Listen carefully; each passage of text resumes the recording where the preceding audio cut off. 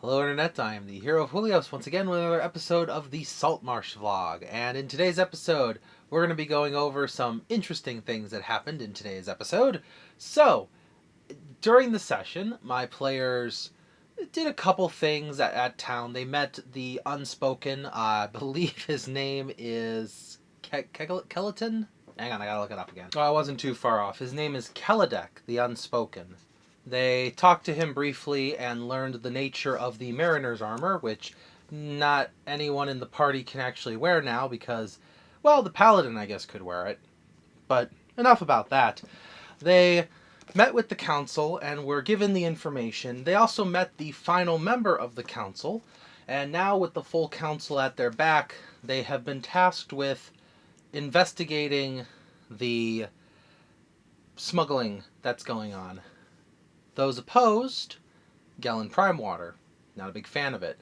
The dwarf kind of kept silent about everything, and the fifth member of the council, who they met, Anders Solmore, is actually very vehement about getting rid of the smuggling. He believes that it is a big crime, it's a problem in Saltmarsh. He's very passionate, but due to his inexperience, he's louder than he is wise. He's also very young compared to the rest of the council due to the loss of his mother. They very briefly saw his butler, who is, well, secretly a villain, but I don't even know if I'll even follow that plot thread, so I just left it as a man with sharp eyes staring at them. They specifically wanted the color of his eyes, so I told them olive, 'cause sure. So I had to keep that in my notes, and if that goes somewhere, that goes somewhere, or it could just end up on the cutting room floor.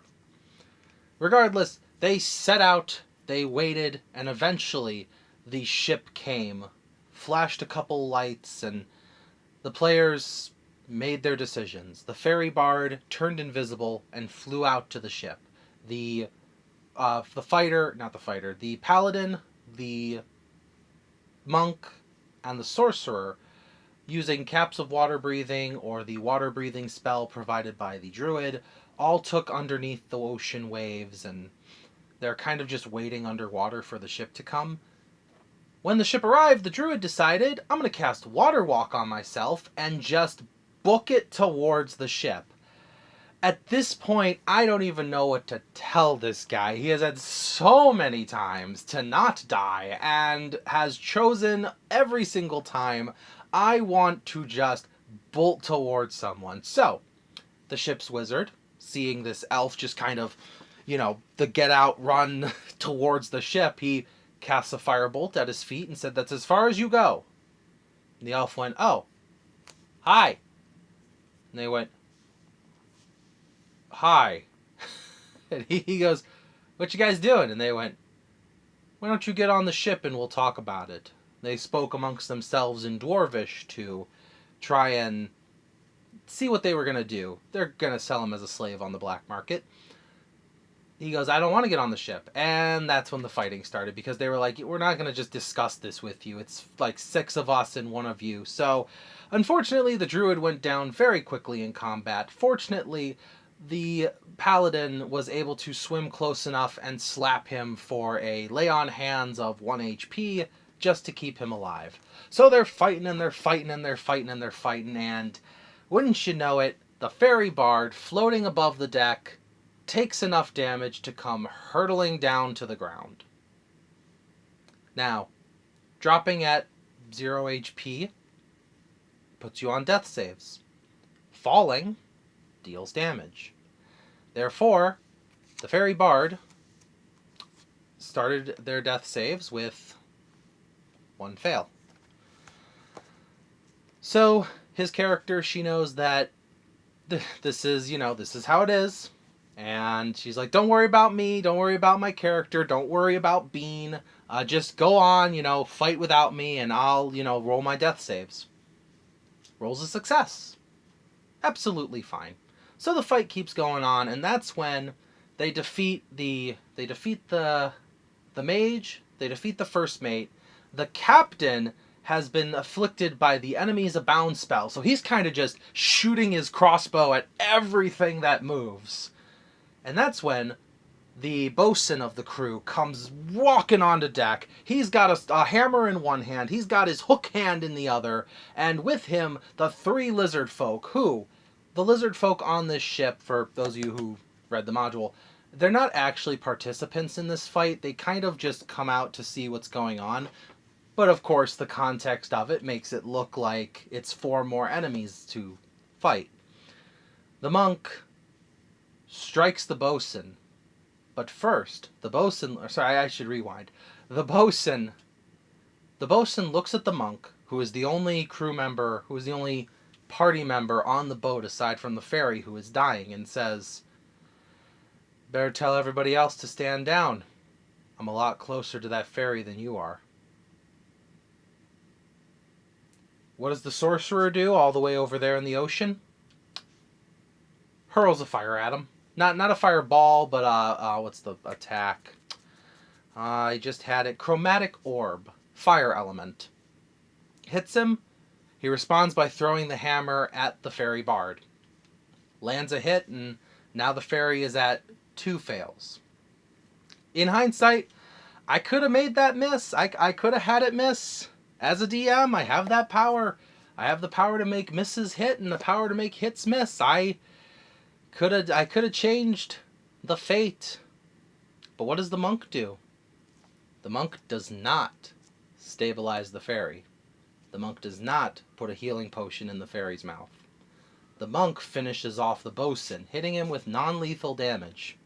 And as he picks up the fairy and runs away, the fairy rolls his last death save.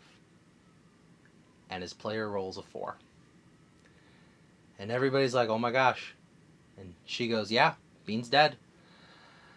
And that's when the sorcerer's player reminds her, "Hey, you still have a thing of inspiration." She rolls it. It's a 3.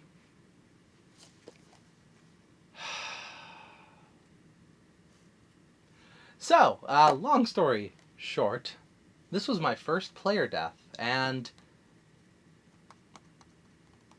I think I could have... I feel like I should have made that hammer miss. I threw it, I made it hit, I had it for... It hit, and I had dramatic tension, and that was great. And I really thought the monk was going to stabilize him, or the monk was going to put a healing potion in, or, you know, she was going to roll her dice and save her character. But sometimes that's how D&D turns out. So I have a player death on my hands, and she's going to come back next week, either with a new character, or maybe she'll take a week off to take some time, because this was her character's first death. So if you're watching this, you know, after our story's over and you decide you want to watch and see all my thoughts on our adventures, sorry, this was a first for both of us, and Bean is playing pranks on the angels now, or wherever it is fairies go. But regardless, she'll come back eventually with a new character in tow, and I have an interesting plot point I can do. See, I've decided Gellin Primewater, who is hated by the whole party, mind you, based on my smarmy way of playing him, they don't like him. So obviously, I'm going to make him the big villain. But he is so politically entrenched into Saltmarsh that there's really not much they can do about him yet. In the short term, I want Gellin to be the final boss if we only have a few more weeks left in our campaign. However, if we have a couple months left, there is this little sub-thing here in the Saltmarsh book. If I find it real quick, let me just... Yes, right here, in the Dreadwood section of the story, there is a night hag named Granny Nightshade. And she has zombies, skeletons, shadows, and no short supply of dead bodies. Depending on where the players bury Bean, they might see their friend again in a way they do not want to.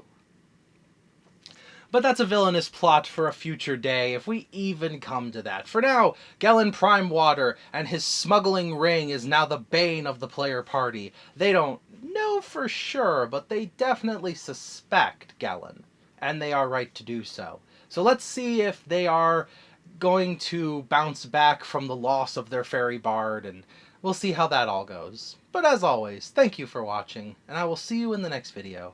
This is the Hero of Julios, Xing out.